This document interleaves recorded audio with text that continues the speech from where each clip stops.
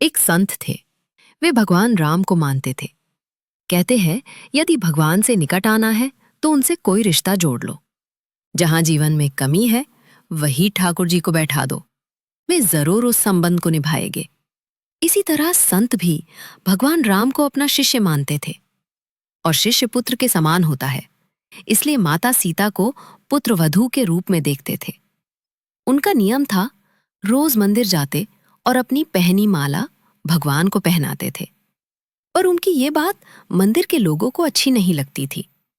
उन्होंने पुजारी से कहा, ये बाबा रोज मंदिर आते हैं और भगवान को अपनी उतारी हुई माला पहनाते हैं। कोई तो बाजार से खरीद कर भगवान को पहनाता है और ये अपनी पहनी हुई भगवान को पहनाते हैं।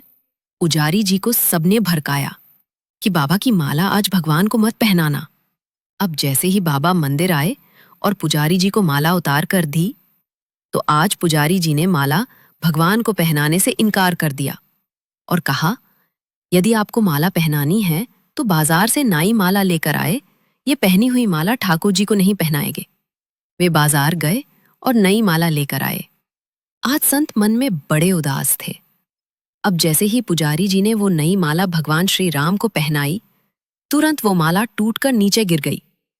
उन्होंने फिर जोड़कर पहनाई, फिर टूटकर गिर पड़ी। ऐसा 3-4 बार किया, पर भगवान ने वो माला स्वीकार नहीं की। तब पुजारी जी समझ गए कि मुझसे बहुत बड़ा अपराध हो गया है और पुजारी जी ने बाबा से क्षमा मांगी। संत सीता जी को बहू मानते थे, इसलिए जब भी मंदिर जाते पुजारी जी सीता जी के विग्रह के आगे पर्दा कर देते थे। भाव ये होता था कि बहू ससुर के सामने सीधे कैसे आए और बाबा केवल राम जी का ही दर्शन करते थे। जब भी बाबा मंदिर आते तो बाहर से ही आवाज लगाते, पुजारी जी हम आ गए। और पुजारी जी झट से सीता जी के आगे पर्दा कर देते। एक दिन बाबा ने बाहर से आवाज लगाई, पुजारी जी हम आ गए। उस समय पुजारी जी किसी दूसरे काम में लगे हुए थे, उन्होंने सुना नहीं। तब सीता जी ने तुरंत अपने विग्रह से बाहर आई और अपने आगे पर्दा कर दिया। जब बाबा मंदिर और पुजारी ने उन्हें देखा तो बड़ा आश्चर्य हुआ और सीता जी के विग्रह की ओर देखा तो पर्दा लगा है। पुजारी बोले, बाबा आज आपने आवाज तो लगाई ही नहीं। बाबा बोले, पुजारी जी मैं तो रोज की तरह आवाज लगाने के बाद ही मंदिर में आया। तब बाबा समझ गए कि सीता जी ने स्वयं के आसन छोड़कर आई और उन्हें मेरे लिए इतना कष्ट उठना पड़ा। आज से हम मंदिर में प्रवेश ही नहीं करेंगे। अब बाबा रोज मंदिर के सामने से निकलते और बाहर से ही आवाज लगाते, अरे चेला राम तुम्ही आशीर्वाद है, सुखी रहो, और चले जाते।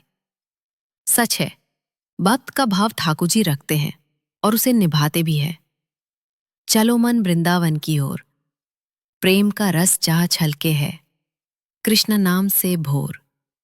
भक्ति की रीत जहाँ पल पल है, प्रेम प्रीति की डोर। राधे राधे। जपते जपते दिख जाए चित चोर, चलो मन वृंद